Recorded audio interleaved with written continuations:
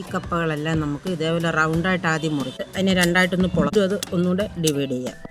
എന്നിട്ട് ഇതേ പീസായിട്ട് നമുക്കതെല്ലാം ഒന്ന് കട്ട് ചെയ്തെടുക്കാം. നമ്മൾ കട്ട് ചെയ്തു. ഈ കപ്പ അടച്ചു വെച്ച് നമുക്കൊന്ന് വേവിച്ചെടുക്കാം. കുറച്ച് ചുമന്നുള്ളി, കാന്താരി, കറിവേപ്പില ഇതെല്ലാം കൂടെ ഒന്ന് ചതച്ചുകൊണ്ട് വരാം. ഉള്ളിയും പച്ചമുളകും ചതച്ചതിനകത്തോട്ട് ഉപ്പിട്ട് കൊടുക്കുക.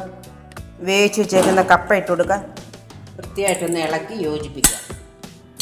ഇതിനകത്തോട്ട് ക്രഷ് ചെയ്ത് വെച്ചിരിക്കുന്ന തേങ്ങാപ്പേര് ഇട്ട് കൊടുക്കുക. ഒന്ന് ഇളക്കി യോജിപ്പിക്കുക. എണ്ണയൊന്നും ചേർക്കാത്ത ഒരു 4 മണി പലഹാരം.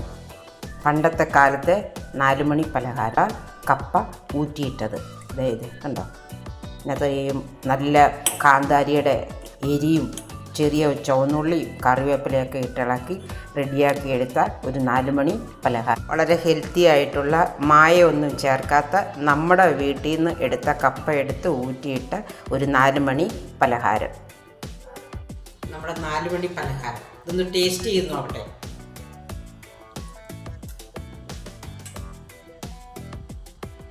കാന്താരിയുടെ എരി, കപ്പയ്ക്ക് കാന്താരി നല്ലതാണ് കേട്ടോ.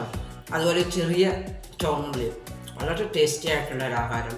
കപ്പയൊക്കെ കിട്ടുമ്പോൾ ഇതേപോലെ 4 മണി പലഹാരം എണ്ണയൊന്നും ഇല്ലാതെ ഉണ്ടാക്കി കഴിക്കാൻ വളരെ ടേസ്റ്റായി.